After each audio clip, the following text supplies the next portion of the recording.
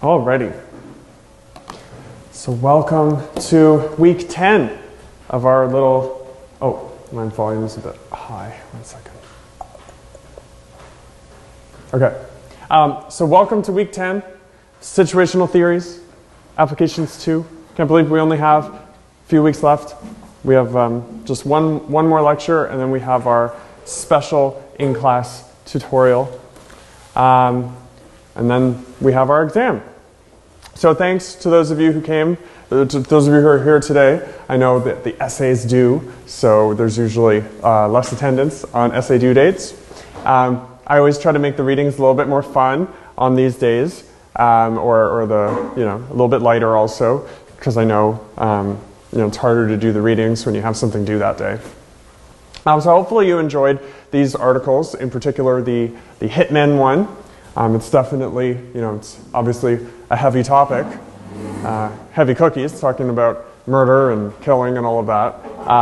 But that said, it's kind of a sociologically or conceptually fun article. And I think, I'm just a food for thought to frame. I want you to think about what that picture is until I explain it. Okay, so we'll just dive in, I guess. So Ken Levi, and this is, this article really shaped a lot of my own work. My course, Deviant Careers, my D-level course that hopefully I'll teach again in the future, I'm teaching right now on Thursdays, was very much inspired by this article. So Ken Levi, he wanted to study how, it's really where I got the name of my course. He wanted to study a very deviant career, in his words, something very deviant. And he said there's been a ton of research, mostly in the 60s and 70s. I know I mentioned this before. A lot of people were inspired by Erving Goffman doing, situational analyses of how people make sense of and frame kind of weird everyday things. So Levi lists a whole bunch of moderate to minor deviant activities that people did and that sociologists studied. So things like marital, like cheating and infidelity. He looked, there's people looking at like absentee fathers, people looking at school truants, and of course, as we've seen, things like burglary. So things that have serious ramifications. But there was less research done on like really heinous, awful things, using the ideas of techniques of neutralization and framing. Because remember Sykes and Matza, their main argument was that most people aren't really quote unquote deviant. They just learn to neutralize and justify things using, contradictory norms. So, you could say, yeah, I know that stealing's wrong, but I also know that society's corrupt and I need to feed my kids or whatever. So anyway, so Levi says, okay, wouldn't it be interesting to look at how neutralizers are used by people who are doing really heinous things? Because typically we would think, okay, a heinous act is done by a heinous person. And again, by heinous, I just mean like awful or evil or something. So he has interesting data, so he's done a lot of research on hitmen. So hitmen are people who are hired to kill other people for money, basically. So it could vary depending on like the skill of the hit person. So they're called hitmen because most of them were men in the past, but now there are different kinds of hit people in the world. But anyway, they're paid ranges of money, anywhere, from a few $100s to hundreds of thousands or millions, depending on, who the mark is, who they're killing, and again, the skill of the person. And interestingly, Levi, so following the tradition, he didn't set out saying, okay, obviously people doing these acts are either totally normal or totally evil or weird. He wanted to see, okay, what kind of people actually do this? So what he found through his own research and through looking at existing research, we'll see he focuses on this person, Pete.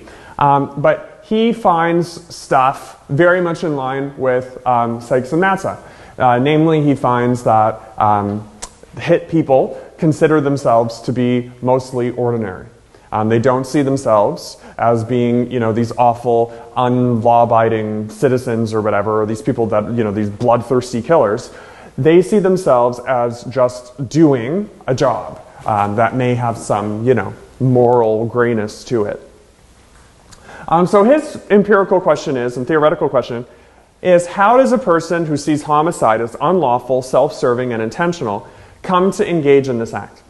So again, we'll see. This is an interesting article, focuses mostly just on one person, the pseudonym or fake name of Pete, but one of the people he interviewed who really sees himself as normal, sees killing as bad, and sees the law as just. So how do you hold those views and then still kill people for money, right? Doesn't really seem to jive well to those two opposite things.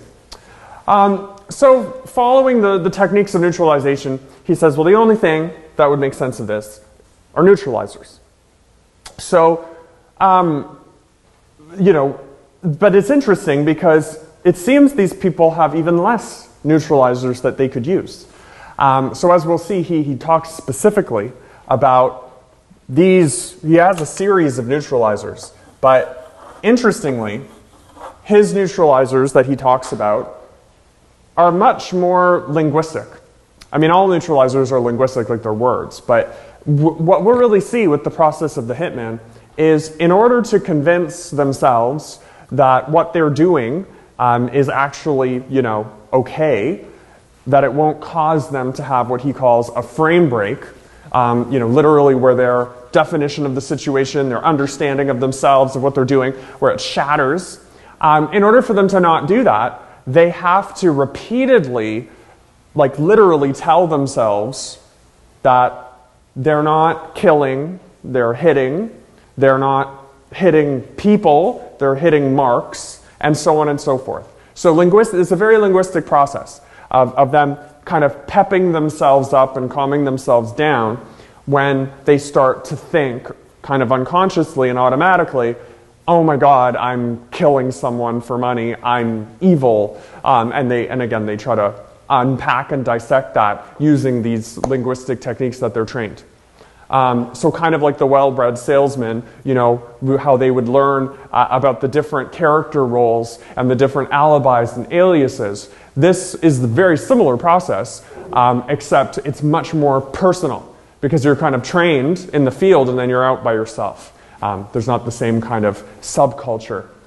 So here, we'll see the appeal to higher loyalties. At least the people at Wellbreds could say, well, I'm committed to this company and this is what I have to do. But the nature of this work is much more independent.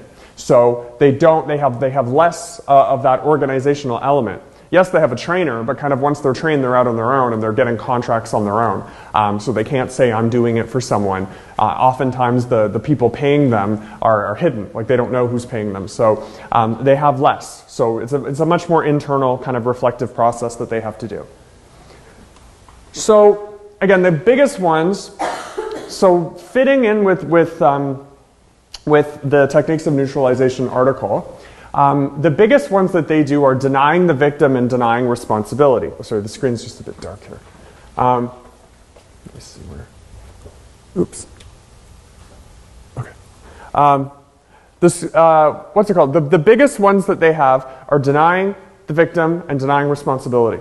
So again, the denial of the victim is,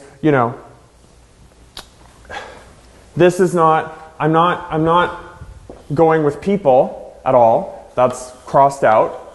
I'm going to train myself to see these as marks. So what is a mark versus a person? Well, literally, the hitmen, the idea is you're using guns in the beginning. And so a mark is basically like, it's just your target, right? So you could also say like, X marks the spot. So I'm proficient with my gun, and there are certain marks that I have to hit, not kill. So I'm not killing people, I'm hitting marks. So let's say I am that could be something that Weber would say. I'm not killing people, I'm hitting marks. Get it?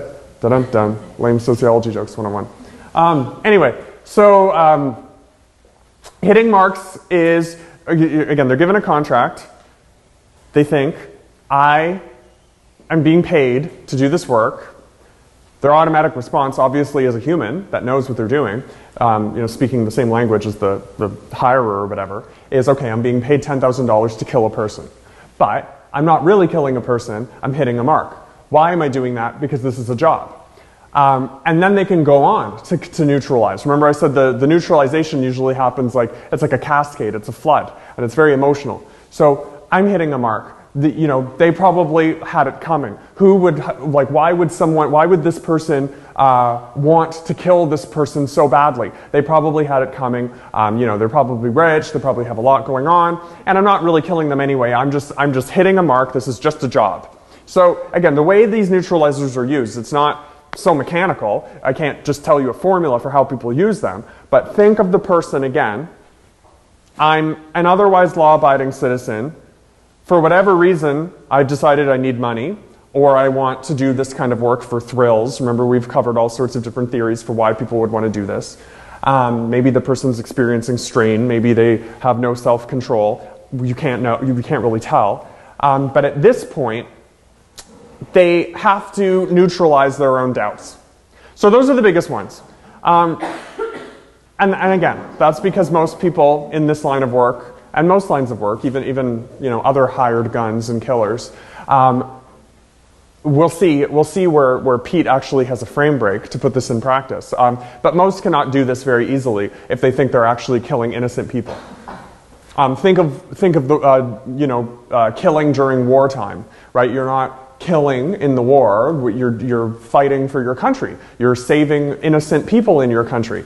That's always how it's framed, and you have to, most presumably normal people have to do that to avoid going psychotic or having, identity crises. So reputation and money, so denying the injury also goes again. So just like the well-breds folks, it's just a job. So again, I'm hired to hit this mark, and I'm just doing what my boss told me to do, or what the contract said, kind of checking out. Remember, I used the example earlier of Nazi Germany, and the Eichmann trial, and people there very bureaucratically trying to get off on their atrocities that they committed by saying, well, I was just following the SS, I was just following orders. What was I supposed to do? It's just my job. Obviously, I had no motive there. Skill. So this one's very important too. Again, thinking of that process growing, of you're starting to think, am I really, who am I fooling? I know that I'm being paid to kill a person, not to hit a mark, and it's not just a job because I chose this. Then you can go one step further, and you can actually deny responsibility another way. So remember, it's kind of, again, there's no, if you're answering this sort of question on a test, again, it's not that one neutralizer always comes first. It's, again, it's highly subjective. Usually it would start with these for these folks. You have to think, okay, what neutralizers do you think are most frequently going to be used by a set of people? We'll get to that with my article. But what's most interesting, I think, about this is more that it showcases the iterative or the cyclical nature and the subjective nature of neutralizers. So anyway, so imagine you're at this point. You've, whatever reason, we'll get to that later, but we still haven't decided why I've decided to become a hit person. I get myself to the point where I say, I'm hitting marks, I'm not killing people, it's just a job. But then I still have doubts. I can use another neutralizer. I can say, well, if I didn't do it, so someone's paying me $10,000 to kill this guy, or sorry, this mark, or sorry, not kill, hit, right? That's my process. So someone's paying me $10,000 to hit this mark and do this job. Obviously, this mark must be really evil. So if I didn't do it, someone else would. So I'm just one person. Why don't I take the money? It's like maybe I will be killing them much more kindly than the way someone else could. Because I'm really good at shooting, so skill. I'm really good at doing this, and if I shoot them, I can make it like a painless death. Whereas someone else that does it might, botch the job. I don't know if you know of Bloody Mary, Queen of Scots or whatever, and the way she was executed, they had to hit her in the neck, she was decapitated the way people were back then. And they screwed up the first hit. So her neck was hanging off her body, and it was all gruesome. And then they had to do it again. So you could think of that as an example of saying, well, I wouldn't do that. I would make sure, it'd be like I'm playing Counter-Strike, Headshot, whatever people say in these games, or the new modern warfare, whatever the hell people play in those games, I don't know. Call of Duty. So if I didn't do it, someone else would, and they'd butcher the poor Mark, and I'm going to do it better than them. So again, the process, very much like the techniques of neutralization and the well-breds. You're in a situation, you're a normal person, according to your own accord, you believe in society to some extent and laws and whatever, you're not a total deviant that's just, screw everything. And yet you still kind of feel a little bit out of sorts. So there's this repertoire of neutralizers that you learn to use. And they argue here that these neutralizers work, so similar to what we've read, it's just using a little bit of different terms. These work by enabling you to not permanently, but temporarily. So they allow you to engage in what you can think of, it's not an official term, but I like it, to engage in temporary bracketing. So this article, Levi goes on to say, it's not just hitmen, so hitmen's an extreme case, but think of anyone doing any sort of activity that they're ambivalent or uncertain about, right? We often do this all the time, or we do this all the time. So we temporarily bracket things, oh, I have to sit in this lecture hall for 2 hours and pretend to laugh at bad jokes, but it's part of a plan because the course will end and then my life will start, or whatever. I have to write this exam, so I have to study every day for 2 weeks or whatever my study time is, but then it'll be done. So we temporarily bracket things that we don't like. It also works the other way, where you're like, oh, I wish this would never end. Why does this lecture have to end? I'm going to try to mimic it in the future, and I'll keep coming to this room. I'll come to this room every Tuesday at 10 a.m. Because I can't temporarily bracket it. It's part of who I am, and I have to come here for the rest of my life every Tuesday at 10 a.m. Maybe that could be another thing. But no, I think you're probably temporarily bracketing it because people are complex. You like parts of it, but you also don't like having to get up and come here. So it'll be a bit of a relief and a bit of a sadness. So this idea of bracketing is essentially if you learn the right techniques to neutralize what you're doing, you can still be a good person, a good human who doesn't believe in murder and killing and, hitting innocent people, because you can temporarily convince yourself that you're not actually doing that. That's really the point of the article thus far, right? So it's almost like giving yourself temporary insanity, and using that definition. So again, Hannah Arendt talked a lot about this in other terms when she talked about the banality of evil, and that most of the global atrocities that have happened historically, particularly Nazi Germany, were not the products of big, sinister, evil thought, but of people who just kind of gradually corrupting themselves. Remember, I talked about that in Wellbred. They'd gradually corrupt themselves through these linguistic techniques and just reframings to the point where what she said was they didn't think through their actions. So they remember Katz said, one of the key things in persistent robbery was that they steeled themselves off from attacks of reason, quote. So temporarily bracketing is saying, I'm going to squelch the doubts about what I'm doing and just act. And as I said, we do that all the time, and I wish I could do that more for positive things, right? So if I wanted to go to the gym or read the Bible or whatever, the random things that I think about doing, and then I squelch the doubt, and I'm like, no, I should be doing this other thing, or I should play a game, or I should go for a walk, or whatever. I wish I could temporarily bracket all the time. I do that when I'm teaching. I try, anyway, because it's fun, and that's part of why I like being filmed. It allows me to bracket the rest of my life because I can be delusional and say, oh, I'm an actor, and that's going to get me lit views on YouTube and whatever. And I can do that, right? And say, oh, I don't have to think about other things. But temporarily bracketing, again, I like it because it's, or I have temporary bracketing, but again, you silence the rest of your life context, your thoughts, your beliefs, and you're focused on the moment.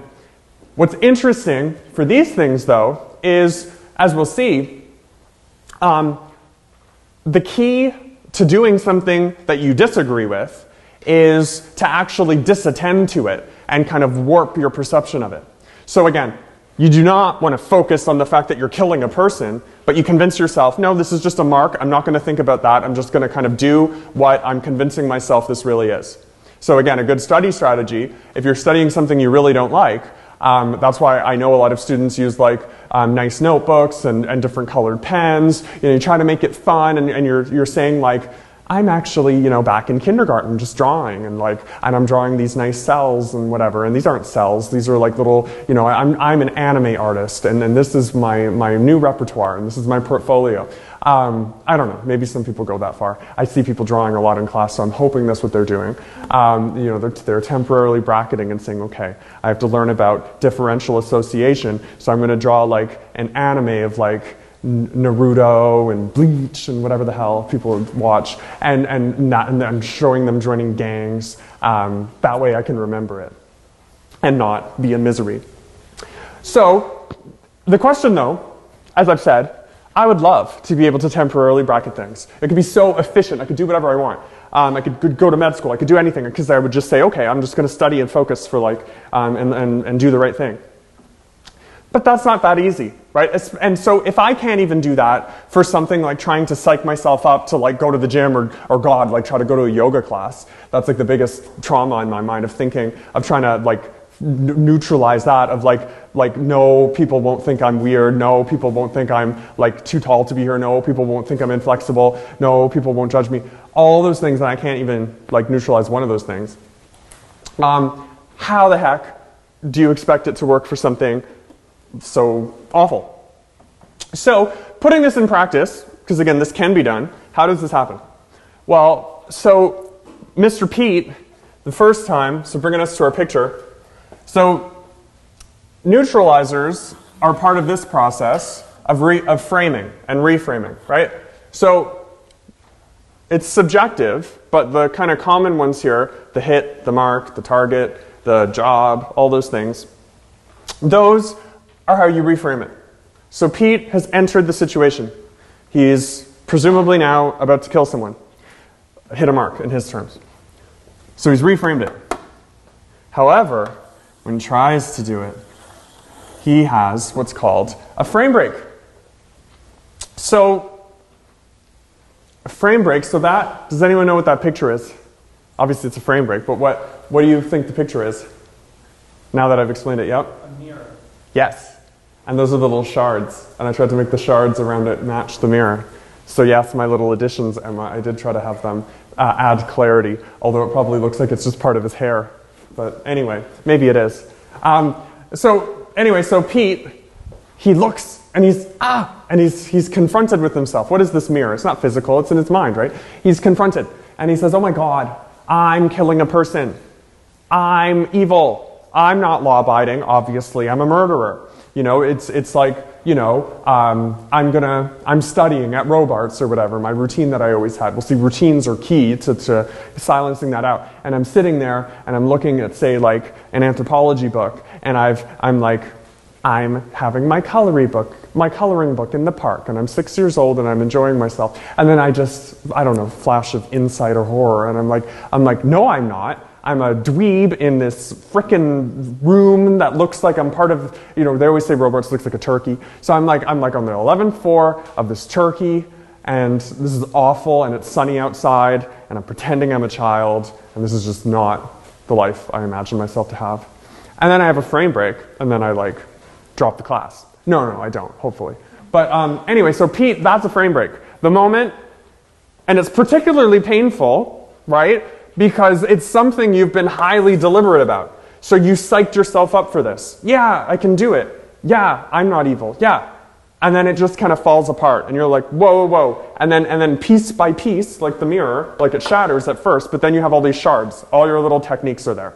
So it's not like you just tried something and failed, right? It's much more painful and resonates with you more because you put in all this work to try to like psych yourself up. So, you know, people always have memes of that now. Those sorts of memes and little vines and videos of people doing things where they're like, yeah, I'm you know, or those weird. I'll bring one up. I know what it is. I know how to use the internet. I can be active on the internet. So this is, I love these memes.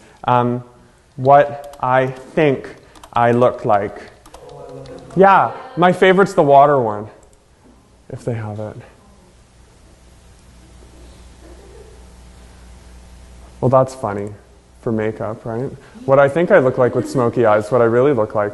You know. Oh God, but yeah, that's me. What I think I look like with short hair, what I actually look like. Right? Where's the one I like? Oh yeah, that's so funny.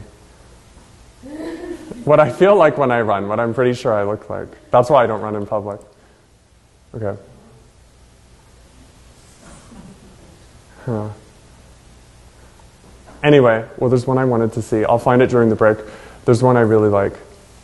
Oh God, yeah, that's me at yoga though. Yeah.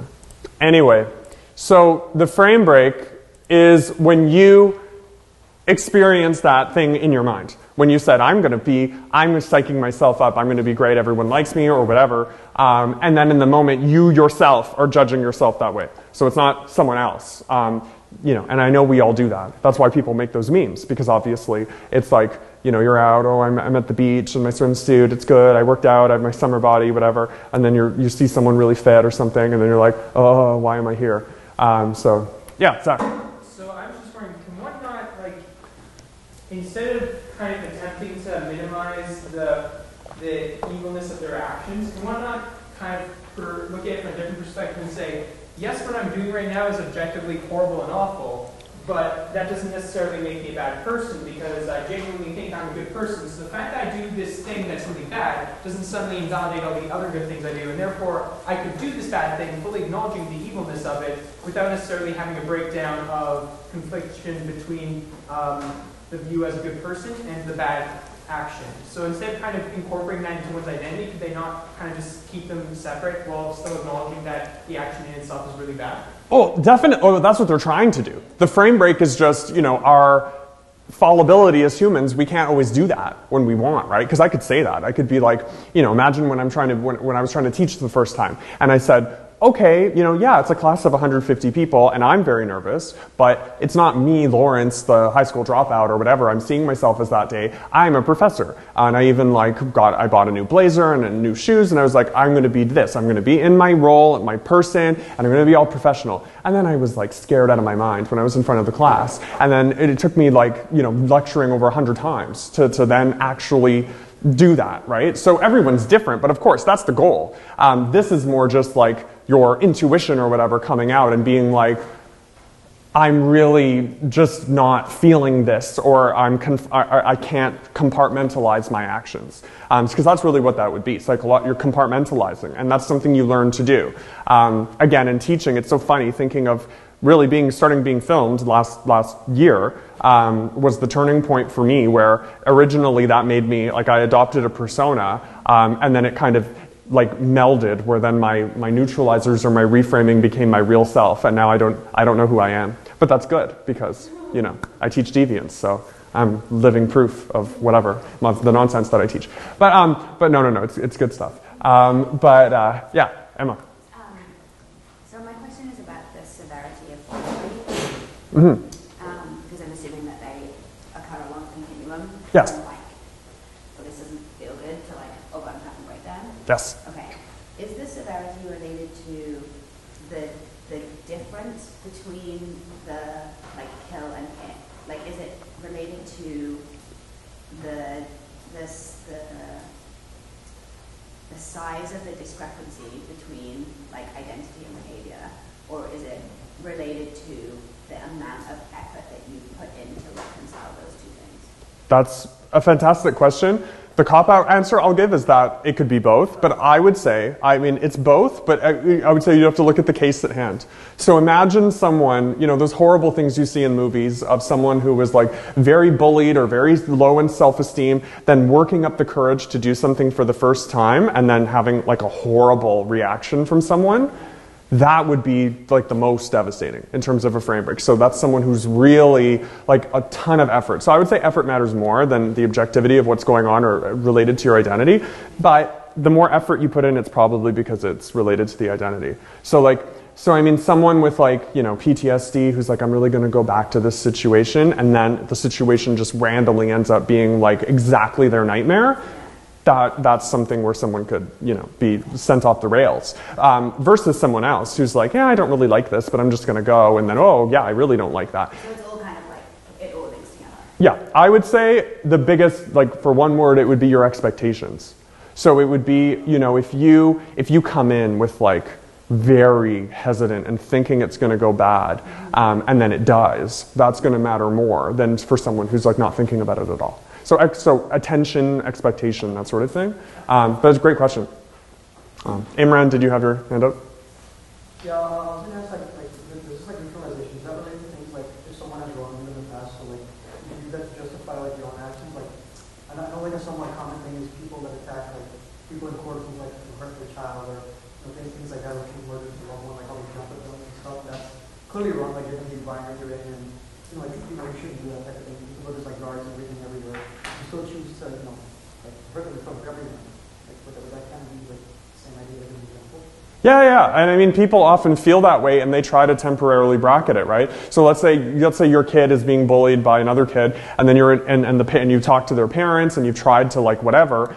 You may get to the point where then you publicly, shame them or whatever. But most of the time you'll probably bite your tongue and be like, no, I don't want to be that example for my child, even though I really do want to do this, and what they're doing is not right. And then this can be a learning moment for my kid, and tell them people in the world are like that, and they don't always listen and whatever. But yeah, exactly. That the frame break can be seeing that person, and then one time you just kind of snap. So when people snap and they have big altercations with people, those are frame breaks as well. And to Emma's point, the bigger the blow up, right? So think of when people really snap at someone, like a friend. They take it. They keep, as we see, they keep reframing it. I see you're laughing because you know that happens. And so you keep reframing, and then when you have a frame break, it's going to be real. That's when it's on reality TV, and you're freaking screaming and freaking out because you've reframed it, and it grows the intensity, right? So that's why I was saying there's not one thing, but it's totally subjective. It's like if there's a student in the class. So that's why now I usually kind of jokingly tell people to be quiet or whatever if they're annoying to me or something, or annoying other people or whatever, because I would reframe it each time. Oh, maybe whatever. Maybe they don't realize they're being loud. Da da da da da. But then by lecture 10, I'm just I don't even say anything. I just look, and then when they stop, thank you.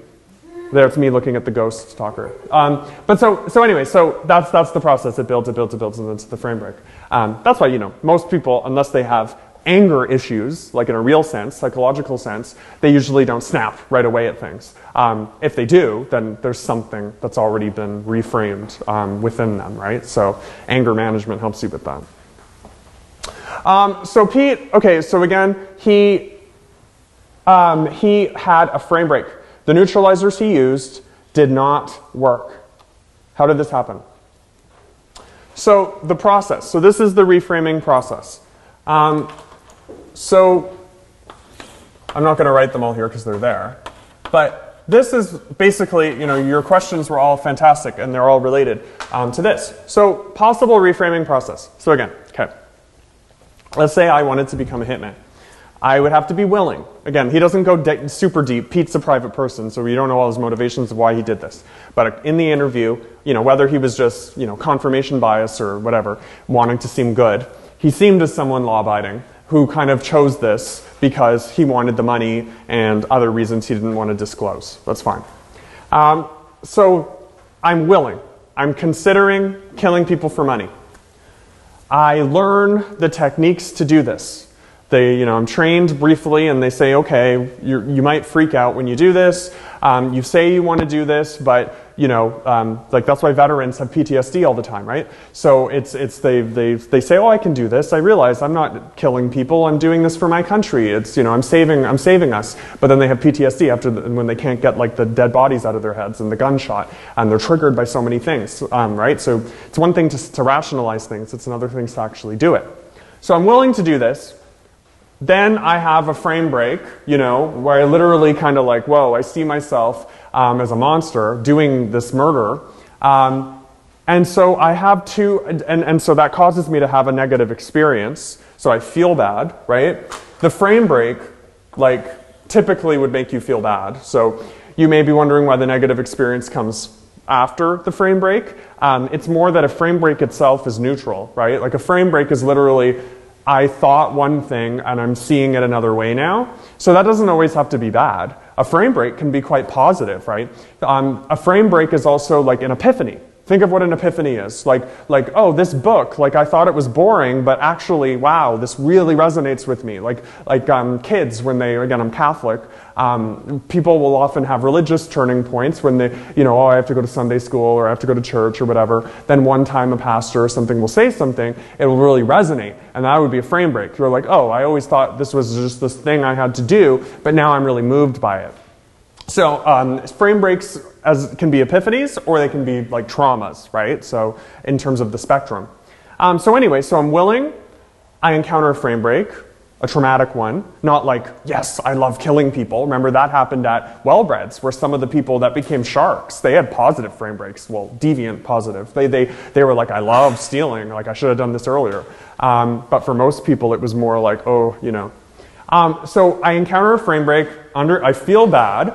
Now I have the option, just like at Wellbred, I can either quit, so okay, I'm done, like this was not for me, it's like signing up for adult dodgeball or whatever, you get hit in the head, nope, gone, not going to do it again, or screw, I'm going to be the best dodgeballer, right? We all have choices, forks in the road. So undergo a negative experience. Pete, number 4, get back on the horse, he became willing again, then through routine, goes through the process, reframes it again using his techniques, and ideally will make that less and less traumatic, and hopefully more epiphany, right? So again, so think of going to the gym, going to a fitness program. I always hear all this stuff about CrossFit and how it's all like intense. You go in, oh my God, I'm all sore, I hate this, I feel weird, whatever, whatever. You keep going, you keep reframing it as why am I doing it? Oh, I want to be fit. Oh, I want to eat this, I want to eat cake every night. Oh, I want to do whatever. I don't know, people's motives are different.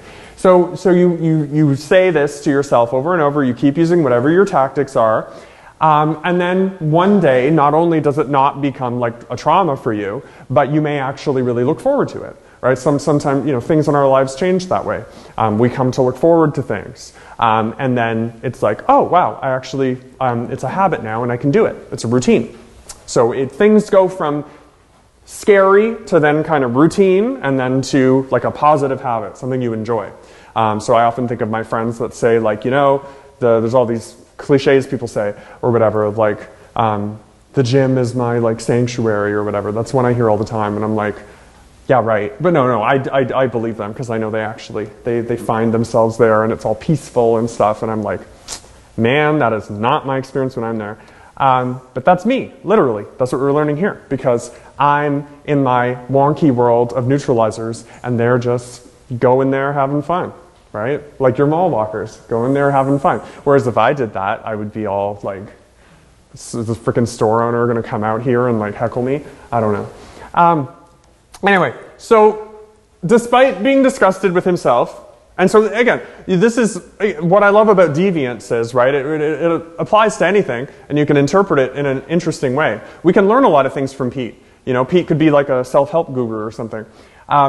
Despite how disgusted he felt with himself in those moments when he was a killer, he learned to reframe it and just keep doing it. Hitting marks became routine, and what he learned to do, and again, this is what I said the big difference was between like something like going to the gym where you find it meaningful, or like, going and volunteering somewhere. Maybe you have to do it for your 40 hours in high school, and then you actually are like, wow, I love going to old folks' homes or whatever. Like, I had to do that in the beginning, but now it's part of like my identity. I like talking to older people. That's a common one that people switch between, have epiphanies with. For deviant things, where you think it's bad and you don't want to do it, the routine is more routinely disattending to things. And that was Hannah Arendt's point about the banality of evil. That people can do really awful things when they learn to check out. That was basically her argument, that when people check out, things can get scary. Mentally check out and just being like, I'm not thinking about the morals of what I'm doing. So that's exactly what Pete did. He could then move beyond the point where he even had to think about hits and marks and jobs and all that stuff. He was just whatever. He was doing what he was doing and he didn't have to think about it. When you think of a professor or a teacher or an educator more generally that you don't like, many of them may have their technique of dealing with like students and problems and like competing commitments may be to disattend. People disattend from things often when they just don't want to deal with them, right? And we all have friends like that in our lives that you probably routinely disattend to. You listen to them or whatever, and it's like, okay, whatever. You're checked out. You're there, but you're not there. When people say, "Are you listening? Are you mentally present?" Whatever, and it's like, no, because I had a frame break and now I have to disattend to this situation in order to not feel like a sucker. You probably don't want to say that, but you probably, now you can think that. I don't encourage you to think that. It's not healthy all the time, but it's funny. It's funny sometimes to think this way about things. Okay, so study buddy question. But anyway, so the last thing on that is, again, I'm framing it around my Deviant Careers course, because it was that article that then I said, I was like, oh wow, I wonder if I can apply this to all sorts of jobs that people don't really want, like that they're not proud of. And then that's how I looked at things like Avon and direct home sales and garbage man and all these things, because it's these little tactics people do. Okay, so study buddy question 1. Have you ever had a frame break? And don't worry, you don't have to disclose anything you don't want to disclose or whatever if you're secretly hitmen or something. Or gang members or whatever. So have you ever had a frame break? In groups, discuss times when you had a frame break and never got back on the horse. So things you quit. Think of funny ones that you like to talk about. There's always things we like to vent about. I always vent about the second bakery I worked at, where it was like freaking way too intense, and I was like, I'm not. Like I had frame break and I just got out of there. Whereas I dropped out of school and obviously went back. So have you ever had a frame break and never got back on the horse? So talk about that and times when you did have a frame break and use that experience to reframe your experiences and stay on track. So again, when were you like, I'm done with this, or when did you kind of turn it into a character building moment or something of like, okay, this is an opportunity for me to realize like I can actually bracket this and I can move forward. So what are some common themes for times when your group members were unable to resume the thing they were trying to do, and themes that were common for when you were able to resume it? So again, as sociologists, qualitative sociologists, talk to one another. When did you have frame breaks? And what enabled you to get back on the horse, and what prevented you? So it's just interesting to see commonalities between different things. Okay, so I'll pass out my little cards and you can get started.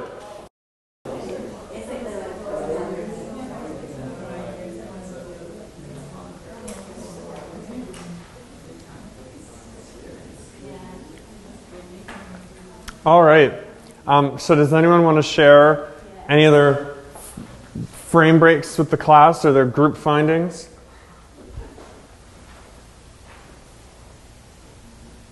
Yeah. I had several frame breaks with the jobs that I worked. One of them was at my yard, and it was terrible for me, and I was like, you know what, I couldn't even understand. I just felt so bad. Never did that. I never went out. But I'm still working. I couldn't do a job. Was it like a customer thing, coworker thing? It was a management thing. Hmm. It sounds pretty tough. Like, it sounds pretty extreme for just right? Like you seem, just from sitting in class, you seem like a very like self-conscious, like a person who wants to do the right thing. Yeah. Like for you to do that. I don't know. It was just like I felt bad about it, but then I did it because they were making work like I was trying to make it really bad.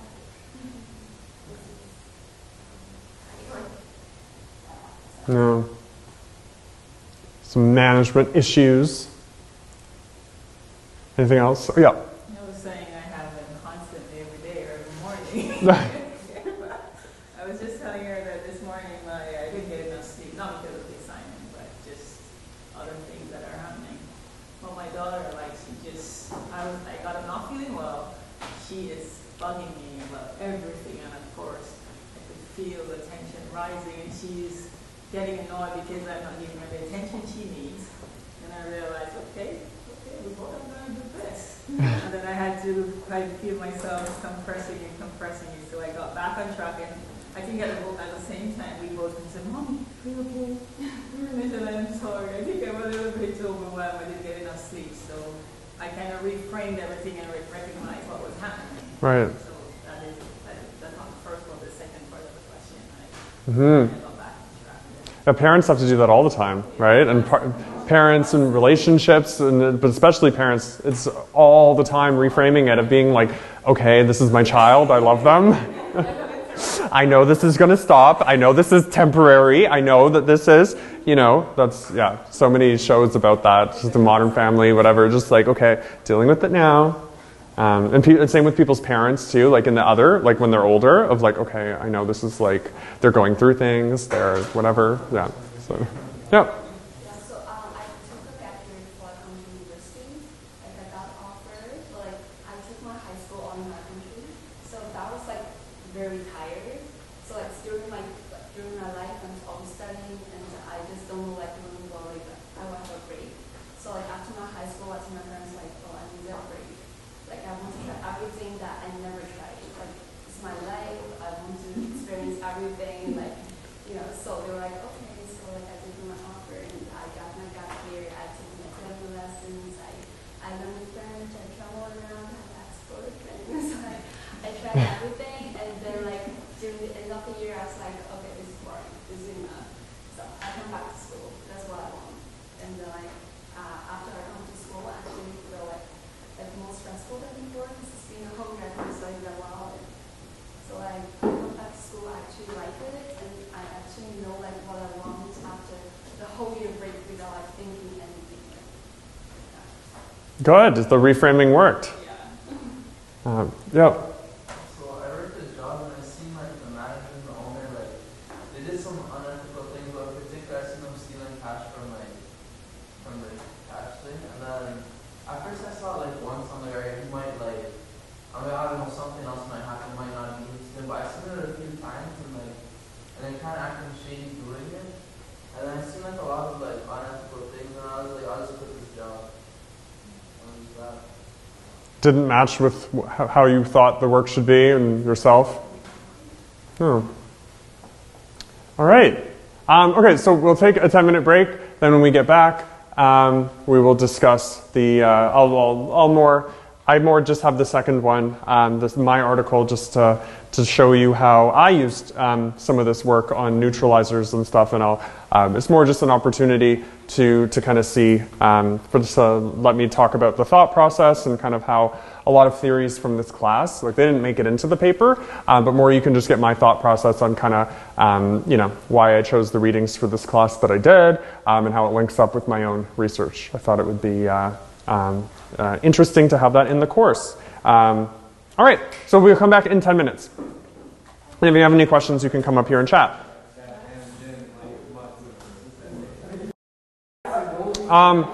Okay. So, this paper is interesting.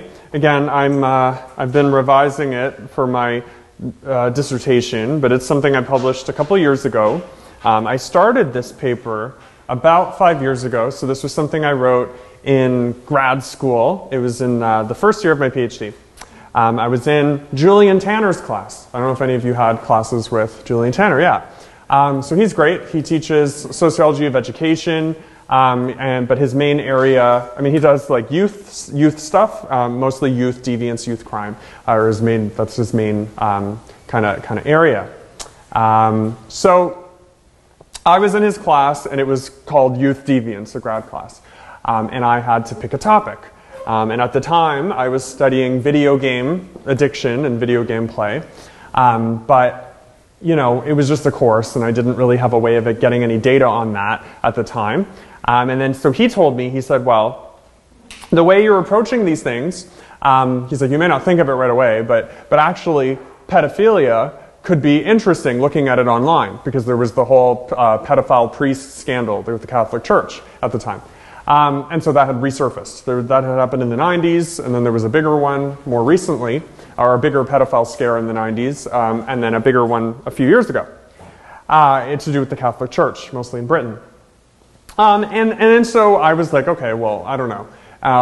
And he said, no, there's like online forums you can look at and all sorts of different things. So I went to a self-help forum online. Can't say the name, but they're not that hard to find. But I went to a self-help forum, and basically I saw, like, it was like, I was telling Jason, you know, it's a bit morbid, like they're talking about problems and mental health issues and things, but from a sociologist's perspective, it was like this huge bunch of data that was just there, and that I hadn't really ever seen anyone that I know, or anything that I've read really use.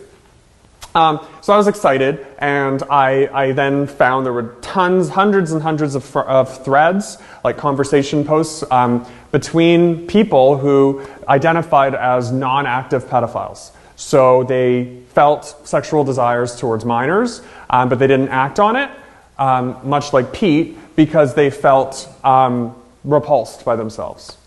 So this topic resonated with me for a lot of reasons, not being a pedophile as one, but I've always been interested in things that people, you know, feel torn about, that they love and hate. My dissertation is called Thinking Through Dilemmas. And so, as a gay person, you know, I had some feelings like this. So I thought, just like Levi, I mean, I hadn't read Levi at the time, so I'm revising history, but he was looking at, you know, a, quote, very deviant thing. And so lots of people had looked at, you know, the issues of being in the closet and all of that, and I never really was super interested in that aspect of my life. I was always, the more dilemmatic thing for me was always video games. So I thought, well, wouldn't it be interesting to look at people where their sexuality is really like this thing that's like a curse in their minds. And pedophilia is such a great case of that because basically pretty much anyone would see it as immoral, even the people with the feelings. So it takes a lot of neutralizing to cope with those feelings, even if you're not acting on them. That's what makes it particularly interesting from a dilemma perspective, or like subjective perspective too, because even having the thoughts is sickening. So this is something, you know, like murder, but even to many people a step even more obscene. So I went online, and again at that time my research I was interested in addiction and thought processes. So I approached this topic. You'll see when you read the article, there's a lot of cognitive science that I'm drawing on psychology. That's where my research has gone. I brought in more kind of traditional sociological stuff like Levi. I use Levi a lot in my own work now, and many of the other articles from this course. Techniques of neutralization, and this is the core kind of deviance thing I use, but also Levi's idea of frame break really has been useful for me the last few months revising my work. So essentially I found that for these people online, because they weren't acting out, I mean, I don't know what they were doing because they were posting online, but presumably they weren't acting out their desires, so they weren't really neutralizing so much as they were framing things. So the three frames, I've now changed the name, but so it's just easier to understand this way, so than how I have it there. But in the article, I have it framed, they're the same, really. Just conceptually, they're a bit different. So I had nature, nurture, and culture, which now kind of, nature and nurture are like, I'll explain what they are, but nature and nurture were originally the normative medical and the individualist. I realized those categories, that's something interesting you learn when you go back to your work years later. You can disagree with some of the things that you say. And then that was more the rebel. So I'll explain. These ones are a little bit, that's kind of more the heart of the paper now. But yeah, so basically I found going online, in order to make sense of the fact that these people had desires that they felt were natural, so the nature frame, but that they could not reconcile having, they alternated between these three ways of understanding their sexuality.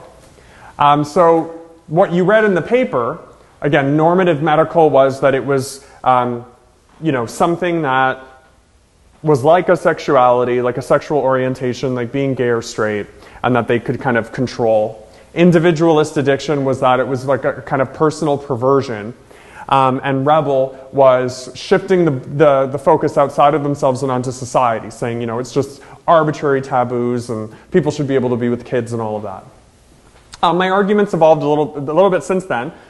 So nature, nurture, culture, it's the same basic idea. But now when I went back to the data, I found it's actually, and this is where my influence of Levi came, I actually saw it was more of a stage than just 3 different frames people cycle through. So like the Hitman, I found most people started out in what I now call, and I'll just bring up pictures. I get to draw. I have like 15 pictures and models in my new dissertation, which is kind of funny. So let me see if I can find it. But anyway, so nature, nurture, and culture.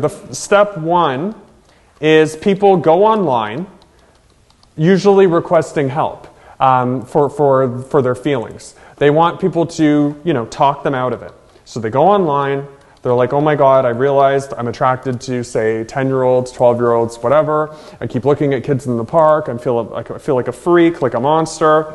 So they tend to start in what I call the nature term, saying it's something just natural in them. They then draw parallels and analogies with sexualities. So they start to say, oh, sorry, I can't. I'm not good at multitasking, I'm realizing. So I'll just find, okay. So I should have it here. Oh no, I know where it is. Sorry. Dissertation materials, Okay. Perfect. There is my life's work all in one. Okay, so let me see the little models. So see how fun I am? What kind of prof do you have? I draw pinball machines. Woo! But that's not for this. That's for death and dying. Yeah, I turned death and dying into pinball. But anyway, that's the kind of whatever I am. Okay, so here you'll see I didn't have this. They wanted more data than what I had. In the article, it had to be short. Yeah, this is 180 pages, so that's what you have to look forward to if you want to do a PhD. 70,000 words. So if you think you're 1,500 word, no, I'm joking, but it is a lot. It's time consuming. So I went back to the data, and these were codes I had years ago, so it's fun going back. But basically looking through these codes, I found that these categories made a little bit more sense with what I found than what I had before. Again, I always say research methods are iterative and things change. I wasn't wrong with those other ones, I just think these ones fit a little bit better. So I went through the data, and again, the first thing I found, so quantitatively there was way more of it, but importantly it's what came first. So almost everyone, when they went online, and I traced 80 people, all of their posts over time. Some posted 15,000 times. I didn't read all 15,000 posts because that was just too much, but I tried to look over the span of what they posted. So some people posted over 7 years, so I would look at their posts like every few months, like historically. I did most of this summer. I would try to get a snapshot of each person's life over life online. Almost everyone started out in the nature frame. So these are codes that I would make for things that they said. So people online would make posts somewhere along the lines of, I'm desiring sex with children. I think I need more insight. I need to learn how to not do this. I can't shake these feelings. I'm committed to changing. I'm delusional. Pedophiles are scum. I shouldn't be around kids. Maybe I have some sort of deeper issue. I'm subhuman. I've tried to use insight, but it's not enough. Pedophiles are sick. This is a disease. There's issues of I messed up my category. There's issues of self-control going on, and basically there's just something inside of me that's not right, and I want to change this. Shoot. This is what happens when you have 180 pages. I already see an issue with my framing. That's supposed to be going in order of frequency, and I forgot to do it. So I already know what they're going to say when they read it. Why are the numbers not going in order? Damn it. Anyway, okay. So in that stage, so I have my little pedophile picture. Well, that doesn't sound right. But anyway, so I have my the nature frame. I get to, this is my AO3 skills of drawing pictures on online software.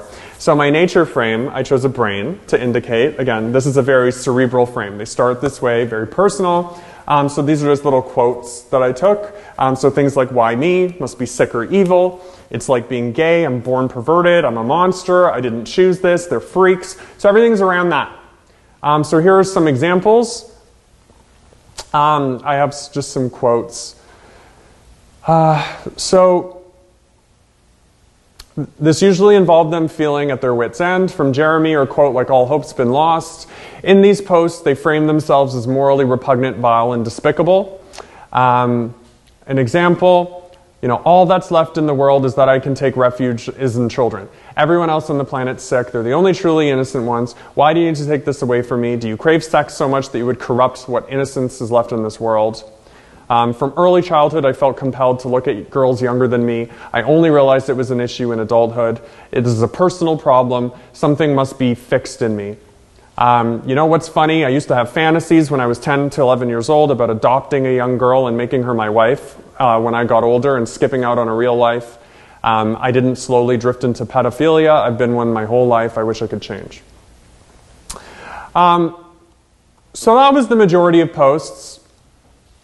However, so with the reframing process, so this is where I engaged with Levi with what I found, most people would then, so the vast majority of posters, they didn't post that many times, so they would just post ones in the nature frame.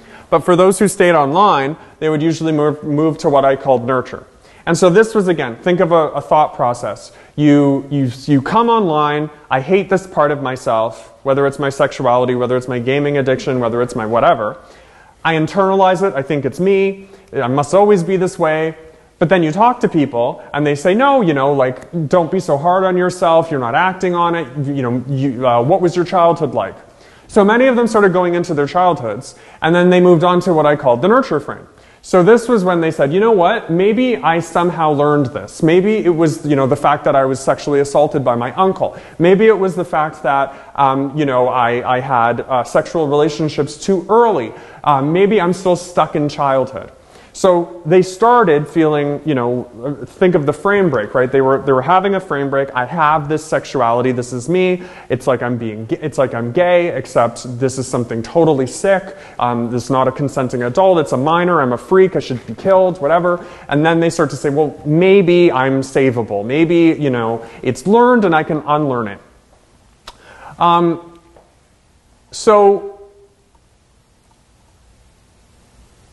my God, I have so many.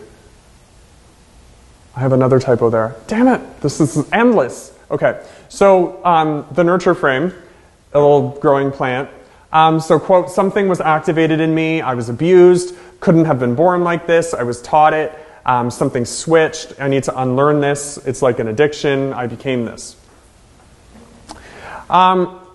So, for example, here's someone having a conversation with someone, and they expanded and went on to how they didn't think that in their original post they said this was inborn, this is just how I am. However, talking to people online, they then came to this.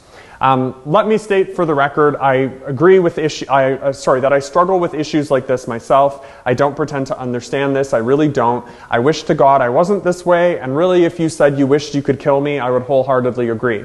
I'm going into therapy for this issue and will for some foreseeable future. Lest you think this is a wonderful life, I assure you it's not. I spend the majority of my time in my apartment. I have no friends. I hate myself and I wish there was a cure or something. I was exposed to porn as a young child. I was also felt up by a man in a major city. My grandfather often would approach young ladies in his neighborhood and show them my picture to fix me up with them. I do not act on these urges. I'm fully aware of their devastating effect on the victim. I've sought and will continue seeking help for this. No one has helped me to understand how I became this way or what I should do or how I can live a happy, normal life. I just want advice. So at this stage, again, this was only about 10 to 20% of people because most kind of just were very frustrated. They had frame breaks and they came online. But for those that stayed online and were more part of this community, they tended to stay in the nurture frame. So here it was more the normative medical, right? They would start individualist addiction, then move to normative medical. I just think these terms fitted a bit more because they're broader. But in the nurture frame, again, they were looking for cures. So you have your frame rank, you're a monster, you killed someone, whatever the topic is. Now, the next step of the rationalization, you start to look for external sources. And not just to, you know, pass the buck to someone else or whatever, but to really try to fix it. Now, for people that got even more frustrated or stayed online, so things ebb and flow, right? The next level of the frame break, so they come online, hate themselves, they kind of go into the nurture frame, but many people then started to get very frustrated more broadly. And so the culture frame represents when people move, so I put that in a circle, they move from explanations of them being the problem to society being the problem. So think of techniques of neutralization and condemning the condemners. So here is the quote. My first point is that homosexuality was once seen as a mental illness. Homosexuals were thought to be defective and dangerous to society. Now, in modern times, we know this isn't the case. My second point is, despite what the media may tell you, the typical heterosexual male can bring anything from bestiality and pedophilia to homosexual sex into their fantasies. This process does not have to result in harm, nor does it mean that a person will act on their urges. And then I won't say the rest. But anyway, so many people got to this stage where they were very frustrated, they condemned people, and they relativized their behavior. So in the culture frame, which that's just like in a cityscape, you would see words like children's liberation. So the idea, many people talked about children's rights and how we should be treating children like sovereign adults. It used to be normal, so ancient Greece would come up a lot. It was not normal there, but ancient Greece did have something called pederasty, where there were certain kind of sanctioned rituals between young men and respected men in the community, young boys and respected men, not like full relationships or anything. Seeing norms as BS, F society, hypocrites, liars, is it really wrong? Lots of questions.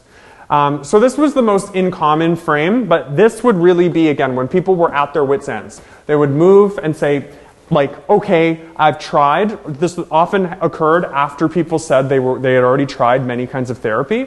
So they're like, I can't talk to people. This is making me crazy. I should just be dead. I wish I lived somewhere else where this was okay. I wish people would accept me. I wish there were treatments for me, but there's not. Why am I being judged? There are people doing other bad things. So the important finding here, fitting, to deviate a bit from the hitmen, Pete really wanted to neutralize what he was doing because he wanted to do it.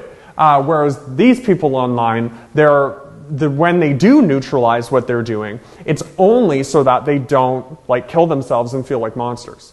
And I'm not saying that about pedophiles in general. I'm just saying this was an interesting case because these were people who felt the desires but also felt very, very repulsed with themselves. And I didn't look for that in the beginning. Again, I went online when my professor said that might be interesting data, and then I found that was the finding, that most of these individuals were not happy about these desires. There were very few on the forum that actually said, I'm neutralizing my deviance, I'm happy, I like kids, and screw society. When people did say screw society, it was always after they had already tried. And they didn't stay in that frame for very long. So they would usually have that frustration, and then they would go back to hating themselves again. So that's really what my paper was about. So I have in the slides, again, not to confuse you with the new terms, but I think it's just a little bit easier to understand. It was, the reality is, there's still debate over whether pedophilia is a sexual orientation or what I called there a deviant intuition. So is it a habit you just have learned? Is it like being straight or gay? I mean, people are still even unpacking what sexualities are, right? So these are open questions. Researchers at CAMH have said it is a sexual orientation. That's not legitimizing it, obviously, but it's saying, okay, if there are people in the world that are naturally attracted to, 8-year-olds or 10-year-olds or whatever, we have to figure out how to deal with that. So people often confuse that research by saying, oh, doctors or whatever are saying we should make it legal. That's not what they're saying. They're saying there may be people that have that desire naturally. So we need to see, okay, are they born with that desire? Does it actually develop at a certain time? Is it some sort of, stunted development? Could they rewire, could they change their attractions to be attracted to adults? Treating it as a real, as an orientation kind of would allow for more rehabilitation. The central issue, of course, is lack of consent, that, everything in Western history, at least, and most other cultures, we don't see children, for biological reasons, as capable of consent. So that's always going to be the preventing any sort of discussion of legalization of these acts, and just about any kind of most religions see it as a fundamental taboo as well. So again, I've already gone over the making sense and the categories. I have some different quotes there. Again, these categories are fine. You can remember them either way. So I'll just, full disclosure, I usually don't test things from my stuff, but if I were to test anything from this, and I think this time I'll try something new, the concept that I came up with that I really use more in the newer version is what I called the reflexive management of desire. And so the framing process, to me, that's the take-home from my article, because it builds on what Levi did. So again, my argument was not that people go online and just neutralize their deviance randomly or, alternate. The paper you read made it seem a little bit more that way. But going back to the data I did find through the thousands of posts and all of that, or the hundreds, that it tended to occur, nature, nurture, culture, and that these were highly emotional moves, and they were, when people had frame breaks, they were trying to prevent frame breaks and basically de-escalate themselves. And so reflexive management of desire, again, in the article, I was in dialogue with the Sociology of Culture and Cognition, where it kind of made people seem, either super thoughtful and deliberate or not thoughtful at all. And I said, well, there's actually this interesting thing that people do. I called it automatic deliberation in my dissertation. But there are certain things that people are kind of just always trying to reconcile and make sense of. And they happen over long spans of time. And so for these individuals, they weren't randomly going online to do this, but they were trying to manage these desires every day, like all the time. It was consuming them. When they would go online and talk about, screw society or I wish I was in ancient Greece, it wasn't like a one-off neutralizer. It was just a moment where their reflexive management wasn't working. And reflexive management, I mean, they were trying to manage those thoughts. Those, when you look in the mirror and you see yourself a different way. Imagine having a desire that you hate and it's always confronting you when you're sexually aroused or whatever, and you're trying to tell yourself, no, I can't do that, or no, that's sick, or no, that's wrong. There was a selection bias in that only people that were very frustrated would even go online, because most people don't go online and join forums for self-help. That's a common finding among self-help forums, that you're already looking at a special sample. You're looking at people that are thinking about it a lot and need help. So again here, pedophiles' understandings, it was a great case for me. I compared it with how people thought about death and dying and life prolongation, and then how people thought about careers and getting stuck in bad jobs, because there were 3 cases for me to kind of see how people manage frame breaks, fundamental issues and problems. And then so going back, that's why the argument changed a little bit. But I still assign that article because I still talk about that concept in the same way. The reflexive management, the title of the paper, and that's really the one take home. I would say just look at it as another case of again, what Levi was doing. Okay, so study buddy question number 2. So provide an example of another stigmatized activity or identity that may lead individuals to go online to find help. Discuss the kinds of ways they might frame their activity given widespread beliefs and norms about that activity.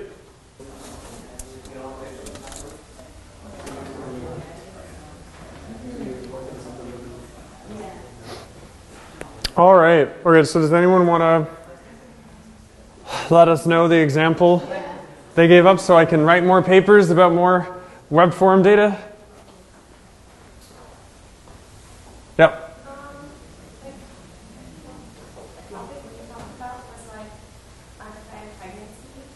Mm. Like, usually, like, younger people would be more likely to go on the internet and find out, like, why am I busy all the time? Like, where can I get access to safe abortions and stuff like that? Because they would go ask their friends because it's still stigmatized. Mm-hmm. Yeah, and they would, you know, obviously having that would be a major frame break for people when that happens, right? So that's a great example. Yeah. I wrote about plastic surgery because it is kind of celebrated and, you know, like it's considered impairment, but on the other hand, it's kind of stigmatized, I think. And I think plastic surgery kind of follows the nature versus culture theory. Yeah. Because nature is like literally like their biological facial features, they're not liking it, right? And nurture's like there's cultural kind of like beauty standards that they feel like they need to convert. Great, yeah. And then sometimes maybe they get botched or like sometimes like they have to constantly do that in order to maintain that kind of thing because it's not a natural kind of process, right? So they end up like hating themselves even more. So I should probably say plastic surgery victims, Mm-hmm. like the botched victims, and then eventually in terms of culture, they probably say screw the beauty standards of society, like it's kind of like stuff. Somebody has to be skinny all the time, somebody has to have like perfect skin, this, that, so yeah, I thought that was Yeah, no, that's great. That's definitely, and I think that process would, you've given me another project. No, I definitely think that is the process they would go through of, yeah, I feel like an ugly freak. Then they go on, then it's like, well, you know, I used to look good when I was 10 or whatever, like I was a kid and I was cute, then my nose grew too big or whatever, or like, you know, the makeup's not working or something, and then screw society, and then, yeah, so it's definitely the same. I think a lot of things, a lot of eating disorders would be around that too. And even mental health, right? It's in more broadly. That's like someone with a mental health disorder, like, oh, I'm a freak, I'm screwed up, I'm mentally ill, and then no, maybe, you know, it was the way I was raised, and then damn it, like, why are you judging, why do we judge people that are different? But yeah, there's a lot of, in terms of beauty, that's definitely one. There's a lot of articles on women that opt out of like fashion trends and stuff, where they're like, there's a lot of ones on hair. Actually, on I think it's with black women and hair, of getting frustrated and stuff, and being, obviously I can't speak to that, but I could imagine of you know, there's a lot of things on like whiteness and beauty standards, and people of different ethnicities trying to look that way, and then saying, why am I doing this anymore? So a kind of frame break of like, and then embracing their own cultural differences and stuff. So yeah. Did you guys have something?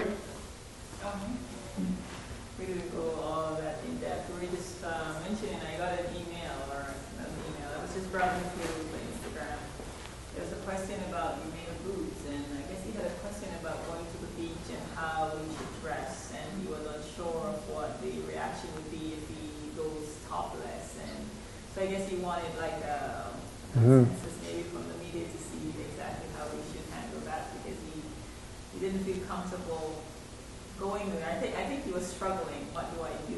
I'm comfortable, but is society comfortable with me showing my true self? And what do you think I should do? So I think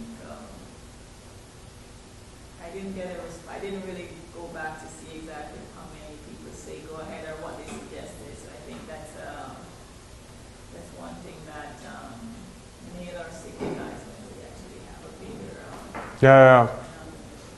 They often don't know what to do and how to dress this life. Mm-hmm. Yeah, the what people call now moobs or man boobs or whatever. It can be very very painful for people. I was that when I was 20 after I worked at Krispy Kreme. I was very. I mean, it's funny in hindsight, but it wasn't at the time. It was. I looked into that. I forgot the term. You can see it now online when like all these fitness trolls, they'll write GYNO or whatever, gyno or something, and when they see a guy that has a big chest, it's usually for them though, because they're all obsessed with working out. It's usually that they think he had like testosterone injections or implants to be more muscular. So yeah. Anyway, but yeah. Yeah, see, so talk about Deviance Online. You could go online for that. I'm not that, but I don't know if you know about muscle implants. Yeah, like look at the traps or whatever there, right? Like, yeah. There's some that are, yeah. Yeah, that's like the synthol oil, muscle fail, fake bodybuilders. That sounds like a promising video, right? Muscle fail. So anyway, anything else? I think I saw a hand. Oh yeah. I was gonna say, Krispy Kreme has $1 for a dozen donuts, so by next week, Oh no, well you get a dozen originals on Friday if you buy a regular dozen. You got a dozen originals for $1. I already looked into it. So, but thank you, because I always talk about, I'm so TMI, and I always talk about Krispy Kreme. That one of my students told me I'm gonna get that on the day before my birthday though. So I'm excited about that. It's good timing. It's like fate, or not fate. Fate without the E. But anyway. Oh, secret stigmatizing joke. No, I'm joking. Self-stigmatizing. Okay, so I thought just before we wrap up, I'd just go around the room, and if you didn't write the paper yet, it's okay. I'm not trying to embarrass anyone. But if you just tell me your topic, just so we can go around and see what people wrote, just quickly, just what the topic was of your essay.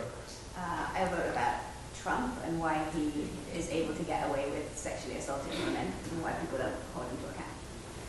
I did youth gangs. I did results. Okay. Nice. Front. Oh, I did last year's in the US. Okay. I did corruption in China. Great. And then digital piracy. I did entrepreneurship. I did robbery. Overwork related suicide here. Okay. DUI. Infidelity. Rampage, school shooting. Nice. Okay, great. So we have a whole variety. I know Jason is salivating to read about this stuff. So, and so we will try to have them graded in 2 weeks. I think that'll work. Yeah. So for now, it's party time, I guess, because you have done all of your due diligence with your essays, and you don't have anything till the final exam. The final exam, again, is a ways away, so I think it's whatever date I said it was, but oh no, that's April.